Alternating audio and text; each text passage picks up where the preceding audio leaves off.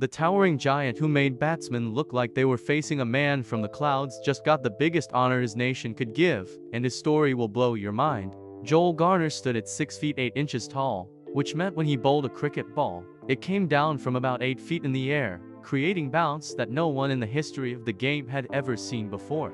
Picture this: you are standing with a bat in your hands, ready to face what you think is a normal cricket delivery. But instead the ball is coming at you from such an impossible height that it feels like the sky itself is attacking you.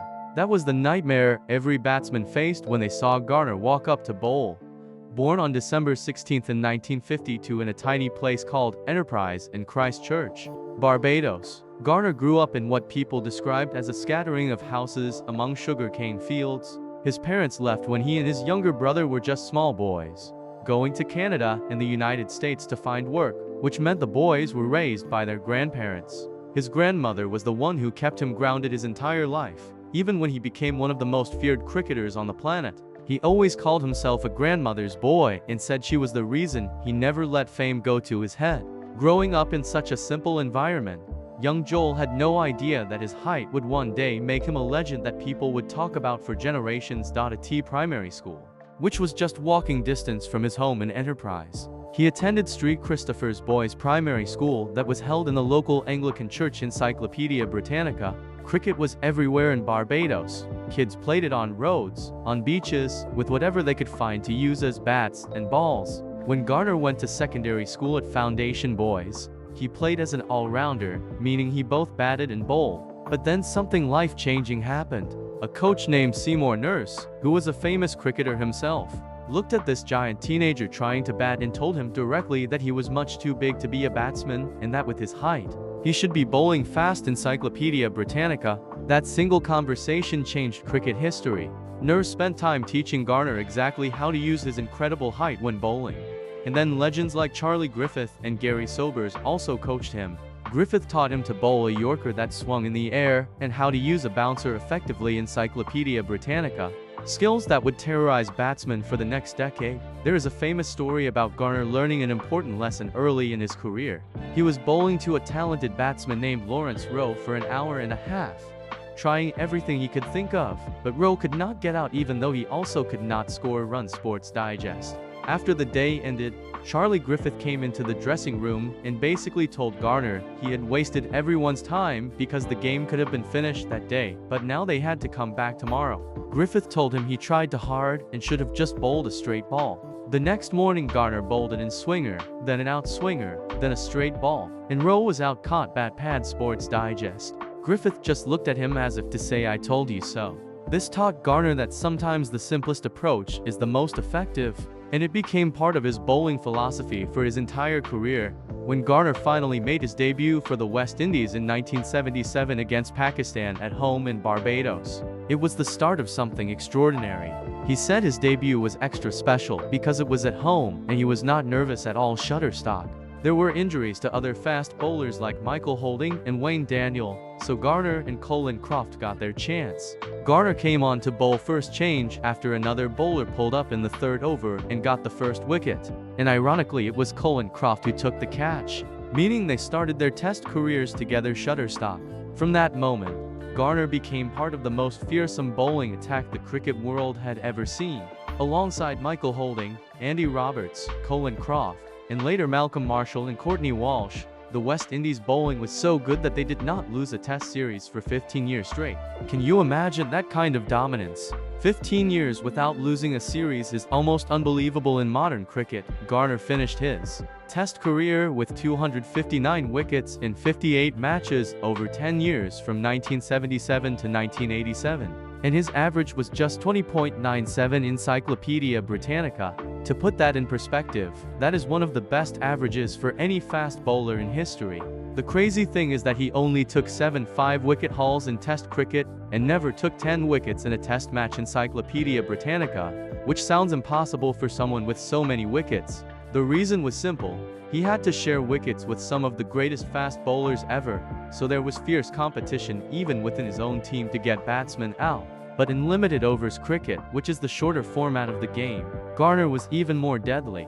In 98 matches, he took 146 wickets with an economy rate of 3.09 runs per over, which is the best ever for any bowler who bowled at least 1,000 balls. Wisden. That economy rate means batsmen could barely score off him, which in the shorter format is just as important as taking wickets. The moment that made Garner a global superstar happened at Lord's Cricket Ground in London in 1979 during the World Cup final. Garner's plan with his team was to keep it tight and wait for batsmen to make mistakes. Because in limited overs cricket you do not always have to bowl to get wickets. You can get wickets by keeping the game as tight as possible. Barbados today. In that final against England, Garner took 5 wickets for 38 runs, which included an inspired 11-ball spell where he took 4 wickets for just 4 runs. Sports Digest. After England's opening batsmen had put on a partnership, Garner came on and destroyed their middle order so completely that England collapsed from 183 for 2 to 190 for all out. This performance is still the best figures ever in a World Cup final. Encyclopedia Britannica. Imagine the pressure of a World Cup final at the most famous cricket ground in the world with thousands watching, and Garner just calmly delivered yorkers and bouncers that batsmen had no answer for. That day he became immortal in cricket history, but not everything was perfect in Garner's career. The 1983 World Cup final was the biggest disappointment he ever faced. After India was bowled out for just 183, Garner turned to Malcolm Marshall and asked if he thought he would have to bat that day since they only needed such a small total net worth post. Marshall said yes, and you too, which shocked Garner since Marshall batted at number 8 and Garner at number 10. Marshall explained that when they chase small totals, everybody looked to the next person to finish the job instead of taking responsibility themselves. Net worth post. That is exactly what happened.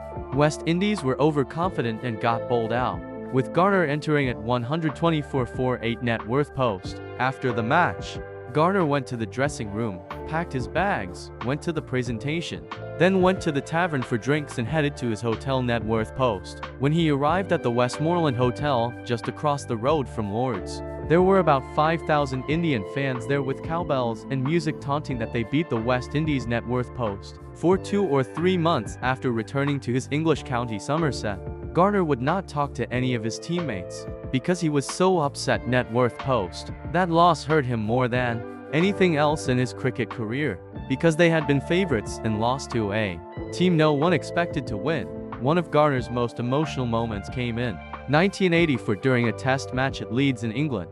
The test had started on a Thursday, and on Friday Garner heard that his uncle back home in Barbados had been killed. Shutterstock. He told Malcolm Marshall that he had to be out of there by Tuesday, and Marshall said, "No problem. Whenever you are bowling I am going to be bowling as well, so we can finish this match quickly." Shutterstock.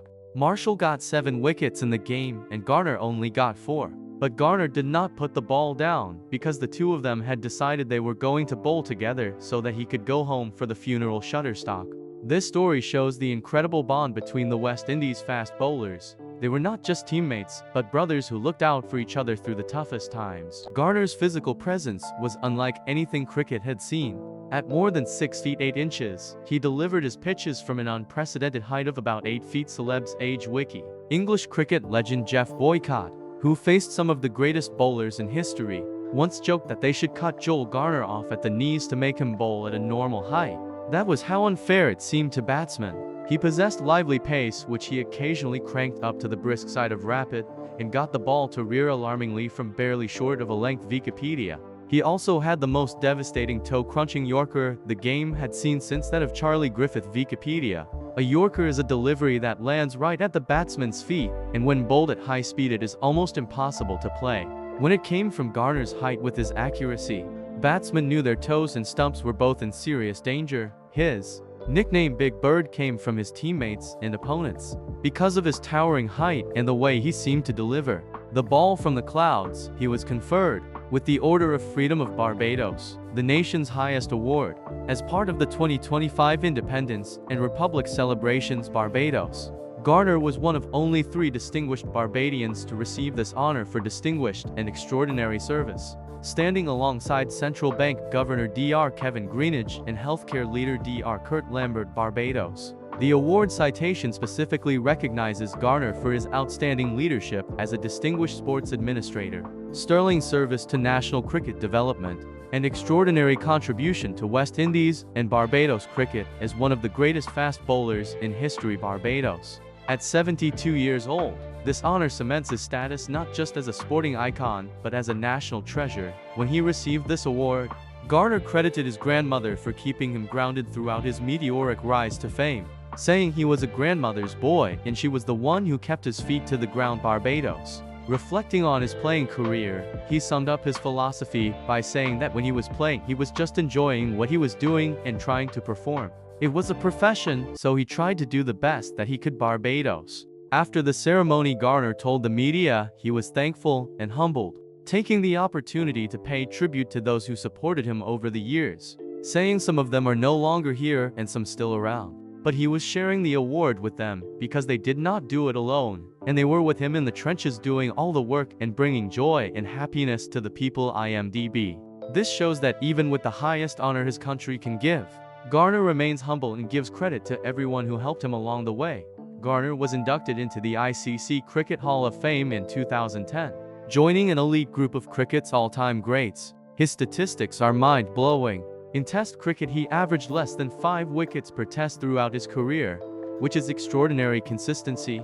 In one-day internationals, among all bowlers who have taken over 100 wickets, only to have an average under 20 runs per wicket, and Garner is one of them. His economy rate in ODIs of 3.09 is literally the best ever, meaning batsmen scored fewer runs per over against him than any other bowler in history who bowled a significant number of deliveries. One interesting tactical insight into how Garner played came when he was captain of Barbados. He revealed his master plan, saying it was quite simple. He and Malcolm Marshall would open the bowling and nip out the top order, then have a rest while other bowlers kept it tight. Then he and Marshall would come on and blast out the tail. Then they would have a bat and get a 100-run lead and bowl the opposition out again. Wisdom. This shows the confidence and dominance that the West Indies fast bowlers had.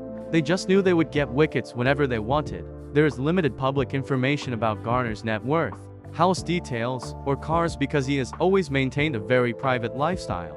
Unlike modern athletes who show off their wealth on social media, Garner comes from an era where cricketers were more reserved and focused on the game rather than commercial endorsements and public displays of luxury. During his playing career, his income came from international cricket, county cricket with Somerset, and his work with cable and wireless where he was an employee early in his career. After retirement, his work with the National Sports Council and various cricket administration roles provided steady income. But cricket administrators are not known to make huge salaries compared to modern playing contracts. Garner's real wealth is not measured in money, but in the respect, love, and admiration that millions of cricket fans around the world have for him. The West Indies cricket team of the late 70s and 80s, with Garner as a key weapon, achieved something that may never be repeated in cricket history. They went 15 years without losing a test series, beating every team in the world home and away. This era of dominance was built on the back of the four-pronged pace attack that included Garner, and the fear they struck into opposition batsmen was real. Teams knew that even if they survived one bowler, another equally terrifying fast bowler was waiting to come on. There was no escape, no easy overs, just relentless pressure from bowlers who could all bowl at high speed, get the ball to bounce dangerously, and deliver unplayable Yorkers. And through it all, he remained humble, crediting his grandmother, his teammates, his coaches, and everyone who helped him along the way.